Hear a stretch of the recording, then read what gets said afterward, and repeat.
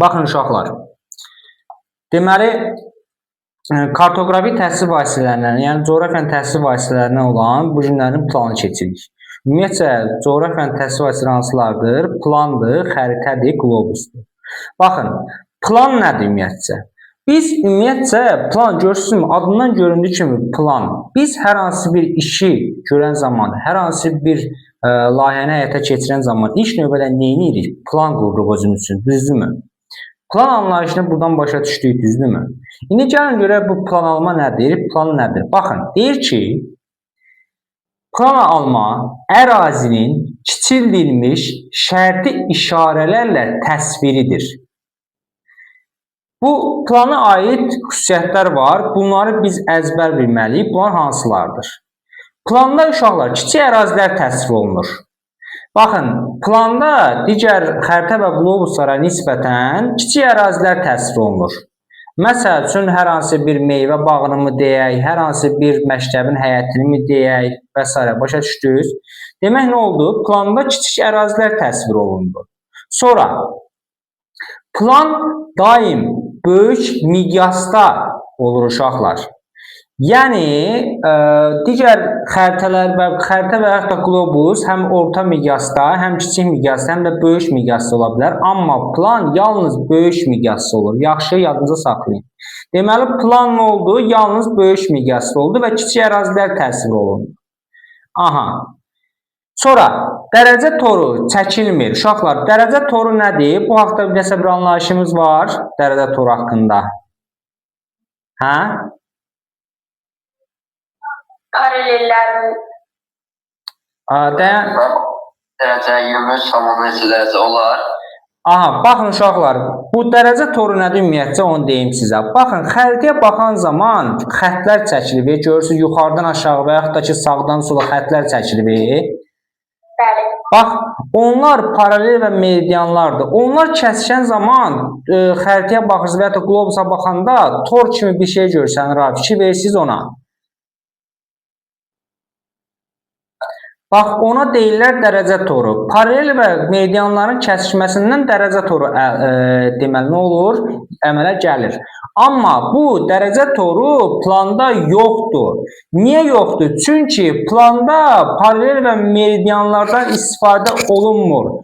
Çünki planda kiçik ərazilər təsvir olunur və ona görə də orada paralel və meridianlardan istifadə olunmur. Yaxşı? Deməli nə oldu? Dərəcə toru çəkilmir.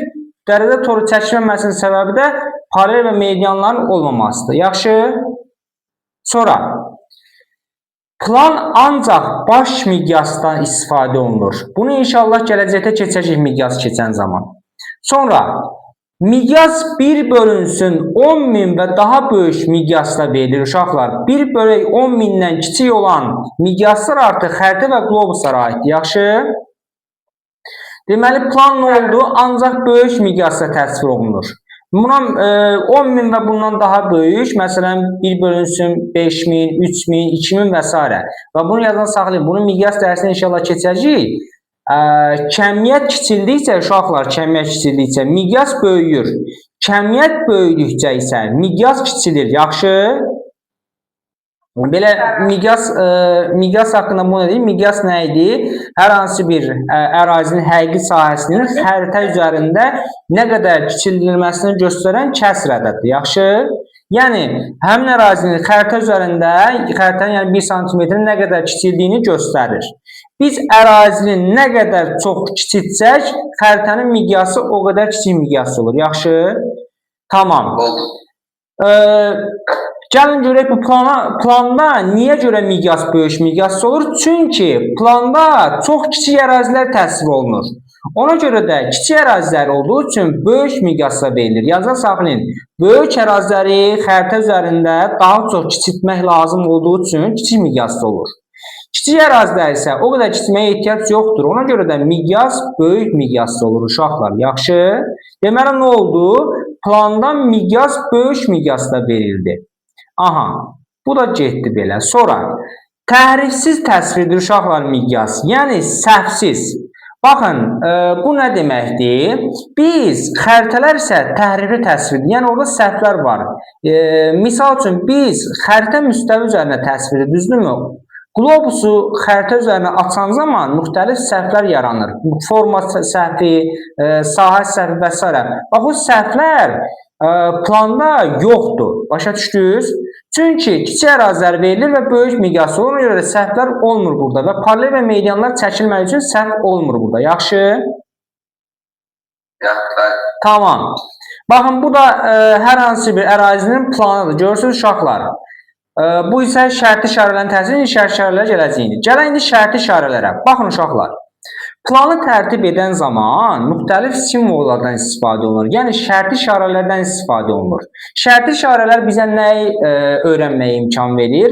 Hər hansı bir ərazini planını tərtib edən zaman coğrafi obyektləri və yaxud da ki, hadisələri biz öyrənmək üçün bu şərti işarələrdən istifadə edirik. Bax, misal üçün, gələk indi şərti işarələrin növlərinə. Baxın, şərti işarələrin 3 dənə növü var. Konturlu, sahəvi, miqyassız, bir də xətti. Miqyassız uşaqlar kiçik ərazilərdir. Buradan bu niyə belə düşübdür bilmirəm. Bu kiçik ərazilər olmalıdır uşaqlar, yaxşı. Bir də xətti.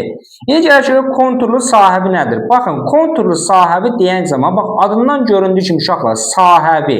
Yəni, böyük ərazilərdən söhbət gedir uşaqlar, konturlu sahəvidə. Deməli, konturlu sahəvidə nə oldu? Böyük ərazilərdən söhbət getdi. Yaxşı. Böyük ərazilərə misal olaraq nəyi deyə bilərik?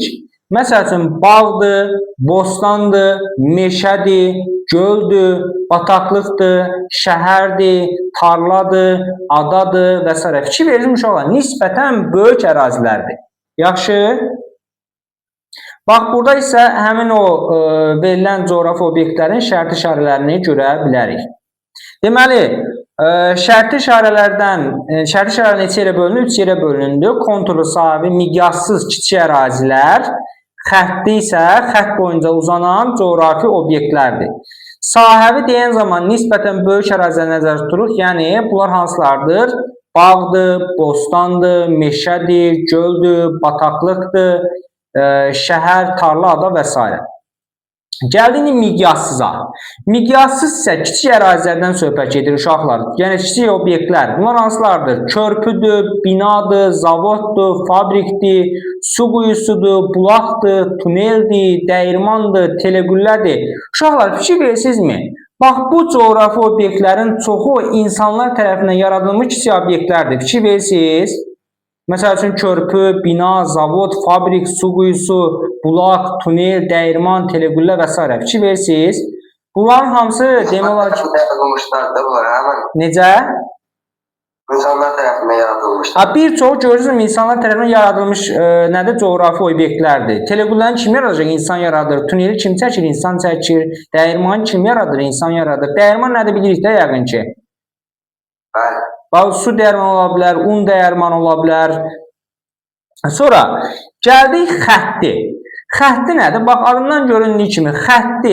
Yəni, hər hansı bir xətt boyunca uzanan coğrafi obyektlər, bunlar nələr olacaqdır? Dövlət sərhədləri, yollar, dəmir yol xəttləri, çaylar və s. Bax, bunlar isə xətti şərti işarələrlə verilir. Bax, bu şərti işarələri və onlara aid olanların hər birini əzbər bilməliyik. Yaxşı uşaqlar. Sonra, gəlin indi nəyə baxırıq? Planlama necə həyata keçirilir? Yəni, biz ərazinin planını necə apara bilərik? Yəni, ərazini necə plan ala bilərik? Baxın uşaqlar, planlama 2 üsulla həyata keçirilə bilər. Bir havadan, bir yerüstü. Baxın uşaqlar, görürsünüz, adından göründüyü kimi havadan. Əgər mən havadan planı almadan söhbət gedirsə, deməli mən ərazini havadan, yuxarıdan planını tərtib edəcəm, düzdürmü? Bu necədir? Orbital stansiyalar, kosmik peyklər, təyyarə, helikopterlər vasitəsilə çəkilən şəkillər vasitəsilə həyata keçirilir. Yəni mən hər hansı bir təyyarə ilə və ya helikopterlə, peyklə yuxarıdan ərazinin şəklini çəkirəm və onun həmin ərazinin planını tərtib edirəm. Əsasən hansı ərazilərin planının tərtibində istifadə olunur bu havadan planlamada? 1. Geniş ərazilərin, bir də əlçatmaz obyektlərin planının tərtibatında istifadə olunur uşaqlar. Yaxşı? Tutalım ki, deyək ki, mən Everest dağının ən yüksək zirvəsini və yaxud da ki, əlçatmaz bir obyektdir, həmin ərazinin planını tərtib edirəm. Orada təbii ki, mən ora çıxıb gedib oranın planını tərtib edə bilmərəm axı. Ancaq mən havadan şəkillər çəkməklə ərazinin planını tərtib edə bilərəm. Düzdürmü? Aha. Növbəti gəlir uşaqlar. Yerüstü plan alma. Bax, adından göründüyü kimi yerüstü. Yəni, yer səthində həyata keçirilən planı almadır uşaqlar. Yaxşı? Yəni, bu yerüstü planlamanın özü iki yerə bölünür. Bir var dəqiq plan alma, bir də var gözəyarı plan alma. Əgər mürəkkəb alətlər hansılardır? Teodolit və Bissol. Mürəkkəb alətlərindən istifadə edib ərazinin planını tərtib edirəmsə, bu olur dəqiq plan alma. Əgər sadə alətlər hansılardır? Burada qeyd etmişəm. Menzura, vizir xəttkeşi, planşet, kompas, nivelir və s. ola bilər. Bunlar vasitəsilə həyata keçirilən plan alma isə gözəyarı plan almadır. Demək necə oldu? Mürəkkəb alətlərlə aparılan plan alma dəqiq, sadə alətlərlə aparılan plan alma isə gözəyarı plan almanın oldu. Yaxşı? Bax, burada da görürsünüz, teodolit və Bissol gözəyarı plan almada planşetdir, vizir xəttkeşi, kompas, nivelir və s. Aha, uşaqlar, gözəyarı plana almanın özü də iki yerə bölünür. Bir, qütb plan alması, bir də var marşrut plan alması. Qütb plan alması nədir?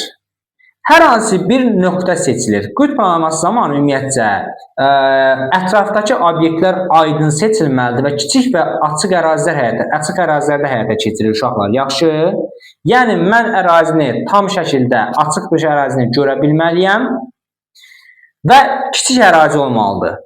Qütb plan alması zamanı necə həyata keçirilir? Bax, şəkildə görürsünüzmü? Bir nəfər bir ərazidə dayanıbdır yerində. Bax, fikir verirsiniz, yalnız bir nöqtədə dayanmaqla onun ətrafında olan coğrafi obyektlərə qədər olan məsafələri hesablayır. Həmin coğrafi obyektlərin şərti işarələr vasitəsilə nə edir? Kağız üzərində təsvir edir. Deməli, qütb planı almasında nə oldu? Bir nöqtədən dayanmaqla ərazi planı alınır uşaqlar. Yaxşı, bir qütb plan almasında. Əgər marşrut planlamasına isə gələndə isə bu zaman yürüyüş və ekskursiyalar istifadə olunur uşaqlar marşrut planlamasında. Marşrut planlamasında fikir versiniz uşaqlar, bir neçə nöqtədə dayanmaqla ərazinin planı tərtib edilir. Fikir versiniz. Adından görün ki, marşrut, yəni hərəkət var. Bu zamanda geniş ərazilərin və mürəkkəb relyefə malik ərazilərin planında istifadə olunur. Bax, burada da qeyd etmişəm ki, bir neçə nöqtə seçilir. Amma qütb planlamasında yalnız bir nöqtə seçilir. İndi gəlin bu planlamanın yenə ümumiləşdirmə eləyək başdan. Deməli, sonra keçək artıq azimuta. Deməli, planlama nə idi? Plana alma ərazinin kiçildilmiş şərti işarələ təsvir oldu. Bunun xüsusiyyətləri nələrdir? Kiçik ərazilər təsvir olundu. Plan böyük miqyaslı olur. Əgər kiçik ərazilər təsvir olunursa, avtomatik böyük miqyaslı olacaq. Çünki kiçik ərazilər həmişə böyük miqyasla verilir. Böyük ərazilər isə kiçik miqyasla verilir. Planda böyük ərazilər təsvir olunmadığı üçün uşaqlar kiçik miqyas olmur. Planda kiçik ərazilər təsvir olunduğu üçün böyük miqyasla olur. Böyük miqyas deyən zaman 1 bölünsün 10.000 və ondan böyük miqyasda verilənlər. Və bayaq qeyd etdiyim kimi, kəmiyyəti kiçik olan miqyas böyük miqyaslı uşaqlar. Kəmiyyəti böyük olan miqyas isə kiçik miqyaslı. Yaxşı. Sonra dərəcə toru çəkilmir. Yəni dərəcə toru çəkilməməsinin səbəbi isə planda paralel və meridianlardan istifadə olunmur. Ancaq xəritələrdə və qlobuslarda paralel və meridianlardan istifadə olunduğu üçün onlarda dərəcə toru çəkilir. Amma planda dərəcə toru çəkilmir. və ancaq baş miqyaslı olur uşaqlar. Ümumiyyətlə baş miqyası nədir onu deyimsə, xəritənin küncündə həmişə xəritənin miqyası olur ha. Fikir verirsiniz. Məktəbdə bəlkə görmüş olarsınız, fiziki xəritə və ya iqtisadi xəritələrin kənarında onun miqyası olur. Bax, o yazılan miqyas onun baş miqyası uşaqlar, yaxşı? Bizim sinifə gətirdiyiniz xəritələrin qıraqlarında olurdu. Ay yaşa, bax o xəritənin baş miqyası hesab olunur. Yaxşı. Sonra deyir ki, bu planlama zamanı coğrafi obyektləri və hadisələri təsvir etmək üçün nədən istifadə olunur? Şərti işarələrdən, yəni simvollardan istifadə olunur. Bax, adından göründüyü kimi uşaqlar, bunlar şərti deməkdir. Yəni şərti xarakter daşıyır. Yaxşı. Bu şərti işarələr 3 növə bölünür. Konturlu, sahəvi, miqyassız, xətti. Bu nöqtələrini silin mən ümumiyyətcə. Bu niyə bura belə düşübdür? Miqyassız. Aha. Baxın uşaqlar. Konturlu deyən zaman, bax adından göründüyü kimi konturlu sahəvi. Yəni böyük ərazilər, bağdır, bostandır, meşədir, göldür, bataqlıqdır, şəhərdir, tarladır, adadır. Sonra miqyası isə nisbətən kiçik ərazilər, obyektlər, yəni insanların yaratdığı kiçik ərazilərdən söhbət gedir. Körpüdür, binadır, zavoddur, fabrikdir, su quyusudur, bulaqdır, tuneldir, dəyirman, teleqüllə və s. Xətti isə xətt boyunca uzanan coğrafi obyektləri nəzərdə tutur. Bunlar dövlət sərhədləri, yollar, dəmir yol xəttləri, çaylar və s. Tamam. Sonra, uşaqlar, planlama iki üsulla aparılır. Bir, havadan, bir də yerüstü. Havadan planlama dedik ki, havadan çəkilmiş şəkillər vasitəsilə ərazinin planı tərtibatında istifadə olunur və nisbətən geniş əraziləri və əlçatmaz obyektlərin planında tərtib olunur, istifadə olunur. Yerüstü planlama isə özü iki yerə bölünür, dəqiq və gözəyarı. Yerüstü planlama adından göründüyü kimi yer üzərində, yer səthində həyata keçirilən planlamadır.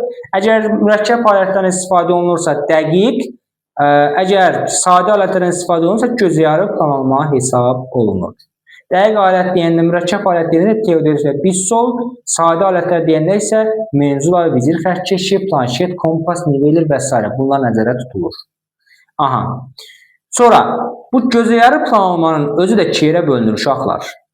Deyir, gözəyarı planlama iki üsulla həyata keçirilə bilər.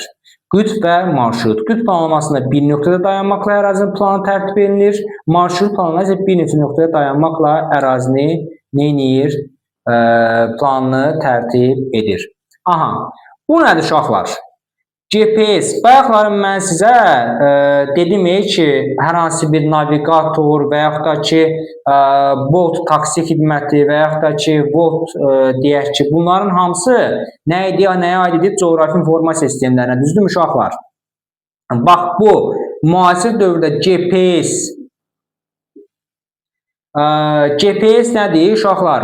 Avtomatik olaraq mən məsəl üçün dəyanətə və yaxud da ki, Soğan xanım sənə hər hansı bir konum atıram. Sən konum vasitəsindən, xəritə vasitəsindən sən neyinsən, mənim konumu müəyyən edirsən.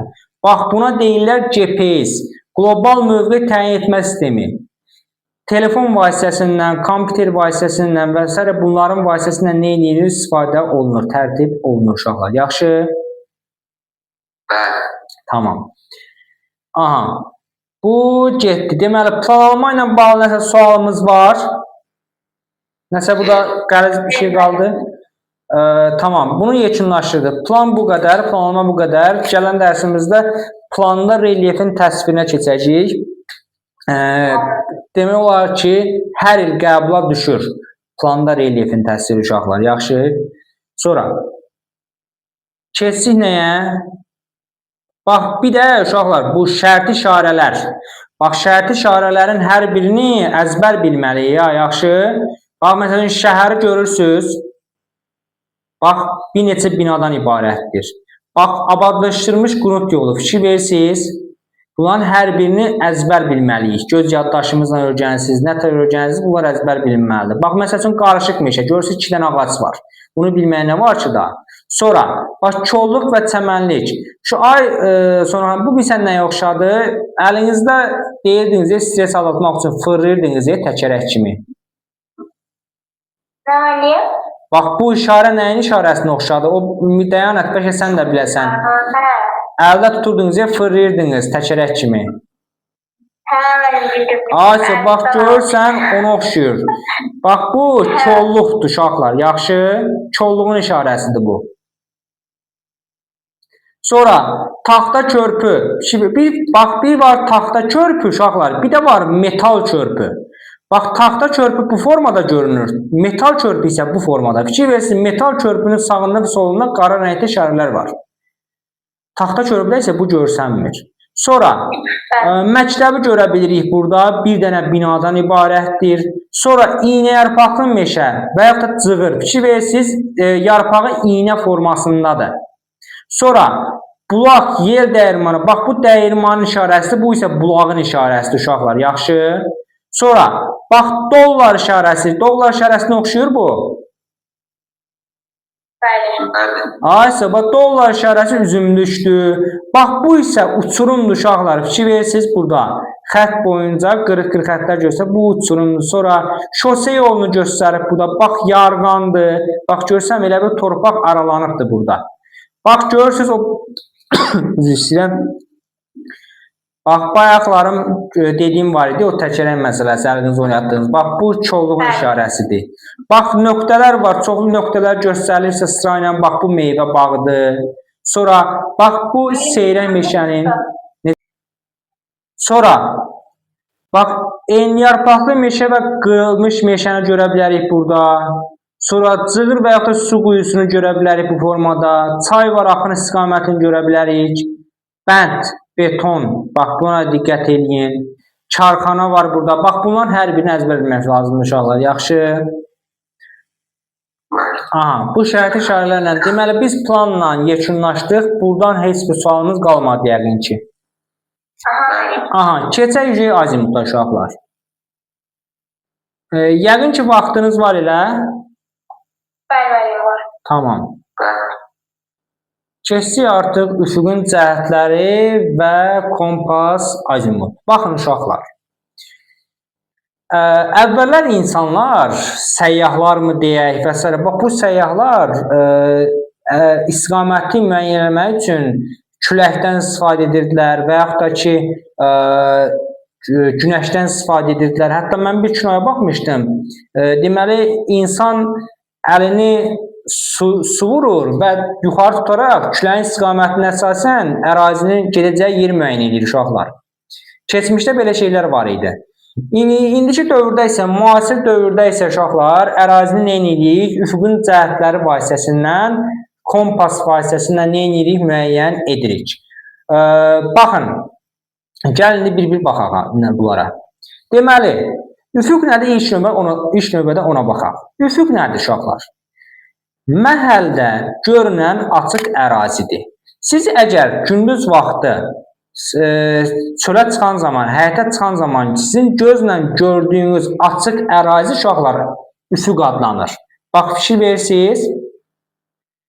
Deməli, bizim gözlə görünən açıq ərazimiz nə adlandı? Üfüq adlandı. Və bunu yadınızda saxlayın uşaqlar. Üfüqdə biz 4 kilometrə qədər olan ərazini görə bilərik və üfüqdə yuxarıya doğru qalxdıqca sizin görüş məsafəniz artır. Yaxşı. Bunu biz haradan bilə bilərik? Adi hər hansı bir dağa və yaxud da ki, evin damına çıxan zaman fikir verirsinizmi? Görüş məsafəniz nə olur? Artır. Düzdür? Düzdürmü? Tamam. Sonra, üfüqdən sonra gəlir üfüq xətti. Üfüq nə xətti nədir uşaqlar? Bax, fikir versinizmi? Bax, sanki üfüqa baxan zaman göylə yer elə bir xətt boyunca birləşir. Fikir verirsiniz? Bax, buna deyirlər üfüq xətti. Aha. Aşağılar. Sonra keçirik nəyə? Bu üfüqün cəhətləri var. Ümumiyyətcə, üfüqün cəhət deyəndə nə başa düşürük? Üfüqün cəhətləri deyəndə istiqamət başa düşürük uşaqlar. Yəni, istiqamət deyən zaman bu üfüqün cəhətləri iki yerə bölünür. Bir əsas cəhətlər var, bir də aralıq cəhətləri var. Əsas cəhətləri hansılardır? Şimal, baxın görürsünüz, şimal. Dəqiqə. Bax, şimal, şərq, cənub, qərb. Bax, bu üfüqün əsas cəhətləridir uşaqlar. Burada da görə bilərsiniz. Bir də deyir ki, dənizçilər üfüqün cəhətlərini rumb adlandırırlar uşaqlar. Sonra üfüqün cəhətlərinin aralıq cəhətləri var uşaqlar. Bunlar hansılardır? Şimal-şərq, cənub-şərq, cənub-qərb və şimal-qərb. Yaxşı. İndi bunları ayrı-ayrıqda özümüz quracağıq. İndi bir dənə bunları izah eləyək qutaraq. Buna aid məsələlər var, onlara da baxacağıq inşallah. Aha, uşaqlar, üfüqün cəhətlərini başqa nə cür təyin edə bilərik? Günəşə əsasən. Uşaqlar, baxın, siz əgər, bax, burada görürsünüzmü? Uşaq və yaxud da ki, adam üzü gün çıxan tərəfə durubdur, görürsünüz.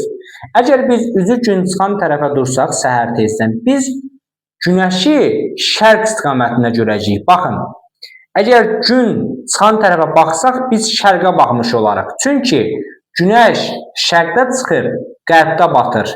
Günəşin şərqdə çıxıb, qərbdə batmasının səbəbi isə yer kürəsi qərbdən şərqə doğru fırlanır uşaqlar. Yaxşı? Aha, deməli biz əgər gün çıxan tərəfə baxsaq, səhər-səhər şərq istiqamətinə baxmış olaraq. Bizim sağımız o zaman cənub olur, arxamız qərb olur, solumuz isə şimal olur uşaqlar. Yaxşı? Bir buna görə təyin edə bilərik. Sonra nəyə görə təyin edə bilərik? Qütb ulduzu polarisə görə təyin edilə bilir. Testdə ən çox istifadə olunan uşaqlar budur. Qütb ulduzu nədir? Səmada iri və parlaq ulduzdur uşaqlar qütb ulduzu. Yadınıza saxlayın, qütb ulduzu yalnız şimal yarımkürəsində görsənir. Əgər biz qütb ulduzuna doğru baxsaq, biz ancaq şimal istiqamətdə baxmış olarıq. Və yadınıza saxlayın, ekvator xəttini yəqin ki bilirsiniz. Ekvator xətti yer kürəsinin şimal və cənub yarımkürələrini ayırır. Qütb ulduzu yalnız ekvatordan şimalda görünür. Ekvatordan cənubda, yəni cənub yarımkürəsində qütb ulduzu görünmür. Yaxşı? Və bunu da yadınıza saxlayın. Qütb ulduzu hər hansı bir ərazidə olan zaman onun üzərinə düz bucaqla düşür. Misal üçün 90 dərəcəlik enlikdə, yəni qütbdə dayansaq, qütb ulduzunu 90 dərəcəlik bucaqla görəcəyik. Və yaxud da ki, Bakı şəhəri 40 şimal enliyində yerləşir, biz qütb ulduzunu 40 dərəcə bucaqla görəcəyik. Və yaxud da ki, 30 şimal enliyində dayansaq, 30 dərəcə bucaqla görəcəyik. Yaxşı, sual verirəm sizə, bəs 10 cənub enliyində dayansam neçə dərəcə bucaqla görəcəyik? Hə?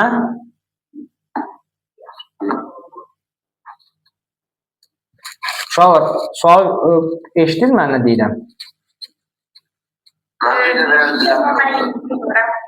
Bax, deyirəm ki, dedim ki, qütb ulduzu yalnız şimal yarımkürəsində görsənir, cənub yarımkürəsində görsənmir. Və qütb ulduzu hansı enlikdə dayanıbsa, o enliyin dərəcəsi ilə görsənir. Məsəl üçün, 90 dərəcə qütbdə dayansaq, 90 dərəcə bucaqla görünəcək. 40 şimal enliyində dayansam, 40 dərəcə bucaqla görünəcək. 50 dərəcə şimal enliyində dayansam, 50 dərəcə bucaqla görünəcək. Deyirəm ki, 10 cənub enliyində neçə dərəcə bucaqla görsənəcək bəs? Hə? Deyəməm, 10 göstərəcək. Sonra xanım? Neçə dərəcə bucaqla görünəcək? Bilmirəm. Görsənməyəcək uşaqlar. Bəx deyirəm, axı cənub yarımkürəsində qütb ulduzu görsənmir. Qütb ulduzu yalnız şimal yarımkürəsində görsənir. Aha. Sonra uşaqlar, mamır və şibiyə görə təyin edə bilər uşaqlar. Mamır əsasən qayaların və yaxud da ki, ağacların şimal hissəsində bitir uşaqlar. Əgər biz hər hansı bir ağacdan mamır görürsək, yadınıza saxlayın ki, həmin tərəf, ağacın olduğu mamır bitən hissəsi şimal istiqamətdir. Yaxşı? Aha. Sonra bir də üfüqün cəhətlərini təyin etmək üçün kompasdan istifadə olunur. Bir də günəş saatı, qnomondan istifadə olunur uşaqlar. Kompasın əqrəbi daim şimal və cənub istiqamətlərini göstərir. Bunu yazıda saxlayın. Bu, yerin maqnit və qütb sahələrinə əlaqədardır uşaqlar. Yazıda saxlayın. Yaxşı? İndi inşallah bunu gələcək keçəcəyik. Maqnit sahələri müvafiq olaraq Kanada arxipelagında, bir də ki, Antarktidadadır. Bu kompasın əqrəbi daim maqnit sahələrini göstərir. Şimal və cənub maqnit sahələrini göstərir. Yaxşı. Aha. Uşaqlar, indi keçək. Mən sizə bir dənə bu şəkildə görünən vara. Bunları qurmaq istəyək. Quraq. Nə deyirsiniz, hə? Bir dənə bunları ayrı-ayrıqda özümüz quraq. Bir dəqiqə.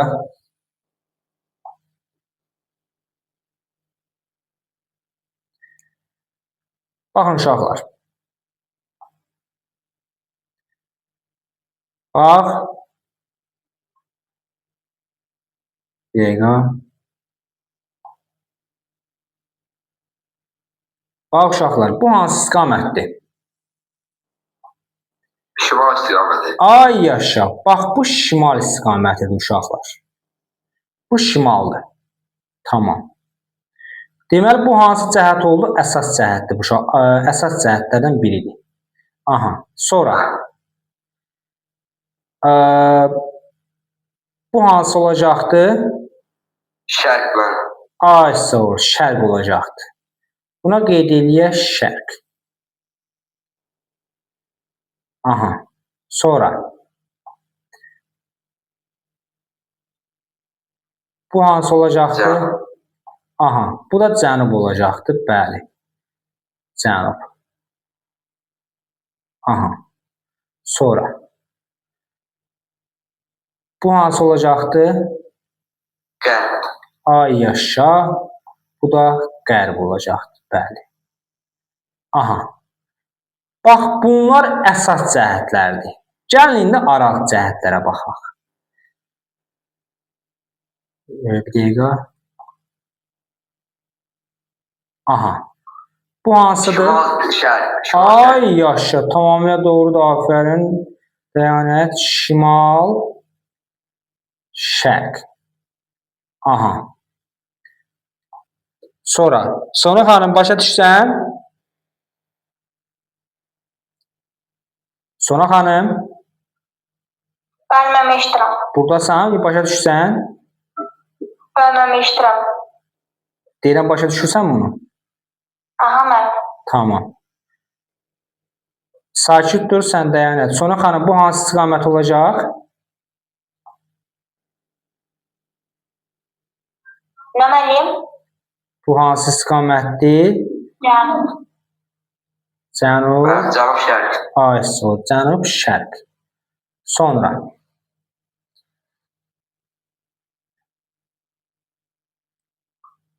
Cənub qərb. Ay, tamamilə doğrudur. Cənub, qərb. Ay yaşa. Sonra bir dənə də qeyd eləyək nəyi? Qərb və şimal. Şimal, qərb. Bəli, şimal cənub birinci əsas. Şimal, qərb. Ay sağ ol. Baxın ay uşaqlar. Bax bu birinci qeyd etdiyim bizim şimal istiqamətimizdir.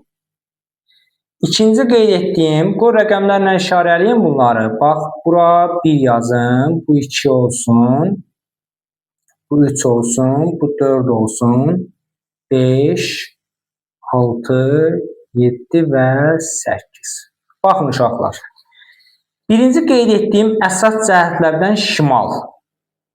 İkinci qeyd etdiyim şərq. Üçüncü qeyd etdiyim cənub. Dördüncü qeyd etdiyim qərb istiqamətidir. Bunlar üfüqün əsas cəhətləridir. İndi isə üfüqün aralıq cəhətlərinə baxaq. Aralıq cəhətlər hansılardır? Şimal, şərq. Sonra fikir versiniz ox şimala və şərqə doğru meyilləndi. Cənub, şərq. Cənub, qərb, şimal, qərb. Aha. Bu oldu bizim nəyimiz uşaqlar? Aralıq cəhətlərimiz oldu. Müəllim, olar mən çıxsam özə tarixə qoşulmalıyam mən. Yaxşı, dərsin davamını atacağım amma. Tamam mən. Tamam. Sağ ol mən. Sağ ol. Tamam. Aha. Bəli. Dayanət. İndi gəldik nəyə? Görək azimut nədir? Azimut. Azimut cəhətlərin dərəcələrlə ifadəsidir. Bəli, müəllim keçmişdə yazmışdı. Ay sağ ol. Azimut nədir? Cəhətlərin dərəcələrlə ifadəsidir.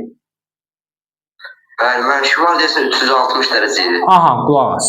İndi bir-bir baxaq görək bunlar nədir. Bax, şimal istiqamətinin dərəcəsi ümumiyyətlə tam çevrə nə qədərdir? 360 dərəcə, düzdürmü?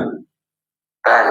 Aha, biz bu tam çevrəni tamamlamalıyıq. Ona görə də sıfırdan başlayırıq, nə edirik? 360-a qədər gəlirik. Deməli, bizim şimal istiqamətimiz nə oldu? 0 və 360 dərəcə, düzdürmü? Bəli, bəli. Aha. Sonra şərq istiqaməti olacaqdır 90. 90 dərəcə.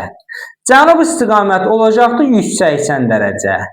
80. Qərb istiqamətimiz olacaqdır neçə? 270 dərəcə.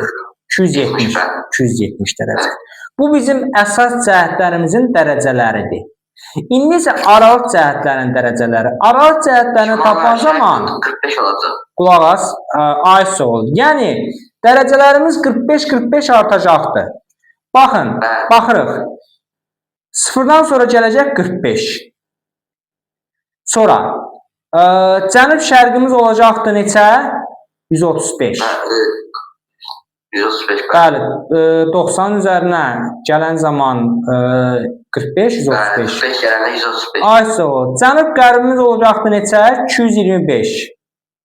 Bəli, 225. Şimal qərbimiz olacaqdır 315 dərəcə. Bəli. Bax, bu oldu bizim nəyimiz? Aralıq cəhətlərinin dərəcələrlə ifadəsi, yəni azimutumuz. Bax, istiqamət deyən zaman üfüqün cəhəti nəzərə tutulur. Amma istiqaməti dərəcələrlə ifadə edirəmsə, bu şey azimutdur. Yaxşı? Bəli. Tamam. Başa düşdüm mən. İndi isə bunları biz tam şəkildə hamısını quraq.